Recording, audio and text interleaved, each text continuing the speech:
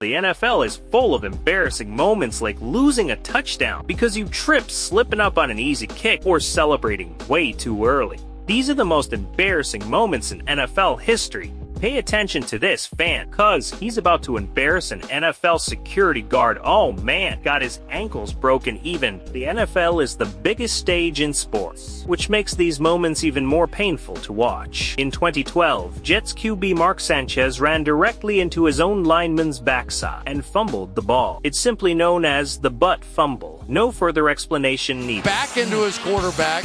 He's going to fumble the football.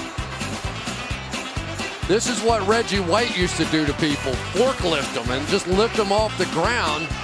Mark Sanchez not expecting it, and it was the backside of Brandon Moore that knocked the ball out. Then there's Giants QB Daniel Jones in 2018. Wide open, nobody within 10 yards, who managed to get tackled by absolutely nothing. He tripped on his own feet on what should have been a touchdown run. From the 12, Jones keeps, gets a block, takes off, and he is gone.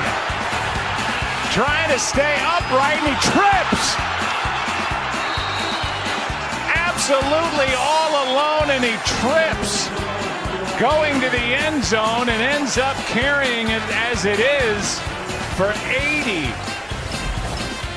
But a walk-in touchdown, and he tripped himself. He's reading Brandon Graham out there, and then he takes it, and once he does and pulls it, there's just nobody left. Even Evan Ingram is out there blocking, and this is the only way he doesn't score. But individual embarrassments are one thing. Sometimes entire franchises implode. Super Bowl 49, Seattle Seahawks, 1-yard line. 25 seconds left. Marshawn Lynch, arguably the best power runner alive, standing right there. All they had to do was hand him the ball. They threw a pass. It was intercepted. The Seahawks never made it back. They tried to go here, but he beats him to the punch, and I'm sorry, but I can't believe the call. Me neither. I cannot believe the call. You've got Marshawn Lynch in the backfield. You've got a guy that's been borderline unstoppable in this part of the field. I can't believe the call. And there is Brady as demonstrative as ever, and Richard Sherman. Okay, the commissioner. Off the field, the Oakland Raiders made a different kind of history. In 2007, they used the #1 overall pick on Jamarcus Russell, passing on Adrian Peterson, Calvin Johnson, and Marshawn Lynch, and handed him a $61 million contract. 9 a.m. Still time for breakfast. Ed Werder is at Raiders headquarters. Good morning, Ed. Good morning, Boomer. The Raiders are the only team in the NFL in the last 10 years that haven't used a first-round pick on a quarterback, a running back, a wide receiver, or a tight end. That streak will almost certainly end today. It appears the Raiders have wide receiver Calvin Johnson as a #1 player on their draft board, but after Al Davis, in firing Art Shell last year, accused him of making a mistake that he now has to fix in talking him out of drafting Matt Leinart #1 last year, people here tell me that they can't imagine if the Raiders hold on to the #1 pick that they wouldn't take Jamarcus Russell, the LSU quarterback. The hedge, Boomer, is they have multiple trade discussions underway at the moment as they're on the clock with a number of teams, including the Cleveland Browns at #3, and that's because the Raiders coaching staff would be willing to take Brady Quinn and make him the centerpiece of the rebuilding job here. And sometimes the league embarrasses itself. In 2012, after refusing to fairly pay their referees, the NFL replaced them with high school officials, basketball refs, and in one case, a Saints fan they found on Facebook. For 3 weeks, games descended into chaos. Rules were misapplied, calls were botched. The league finally gave the real refs what they asked for and quietly hoped everyone would forget. Who ran directly into him long before the ball got to him. Right there, you see the contact, and there was no looking back for the ball. I am in agreement with you, Brad. I think there should have been a penalty. The Bengals get one there. That was down at the 2-yard line, 1st and goal. No flag. Replacement referees. Up there, just short, penalty flag on the play. Now, which way will this one go? There was contact.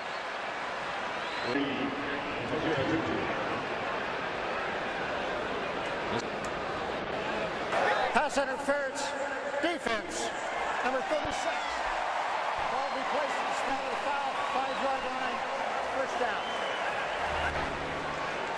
seen this throw a few times by Derek Anderson all night where the ball is out before anybody is looking.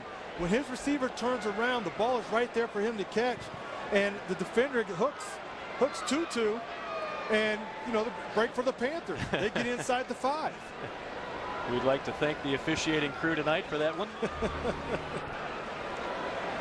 Greg Ochoa has taken a look at all of the video available to him. Incomplete. Let's see how he works the microphone. Upon further review, the play is confirmed on the field that the player was out of bounds. His left foot was on the sideline. Arizona would be now charged a timeout. It would be 4th down and 8 from the 43. And neither will Atlanta be charged a timeout. They'll be happy to hear in Arizona that their first half 3 timeouts are still intact, but they are disappointed to find out here in Atlanta. They're nervous. Take a look again at the spot, why they're reviewing this, maybe why it's taken so long. And you watch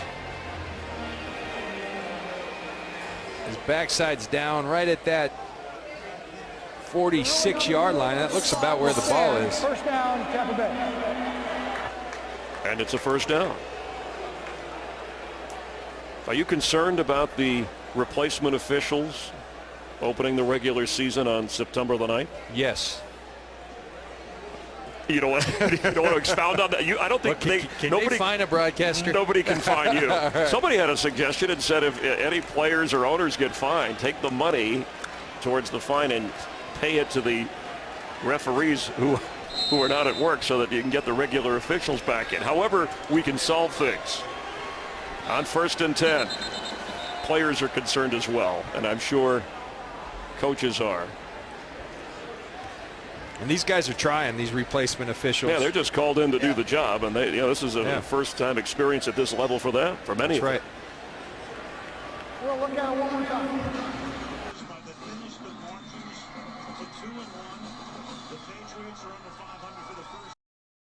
And then came Super Bowl 51. The Atlanta Falcons led the New England Patriots 28-3 with under 2 quarters to play. Sports analysts called the game over. Fans started leaving. The Falcons just needed to not collapse. They collapsed. 25 unanswered points. Overtime. Patriots win. The Falcons became the only team in Super Bowl history to blow a 25-point lead, and they did it on the biggest night of their lives.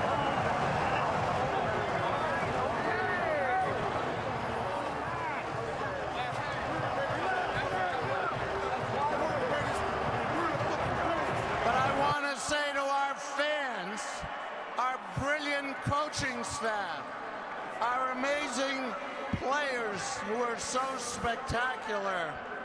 This is unequivocally the sweetest.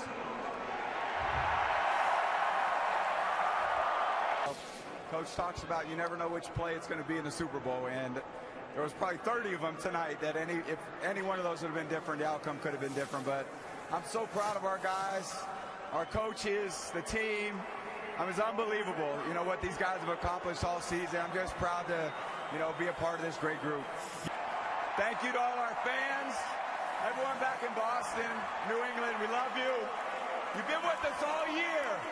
We're bringing this sucker home. They did billion-dollar franchises, the world's best athletes, and somehow still this. That's the NFL.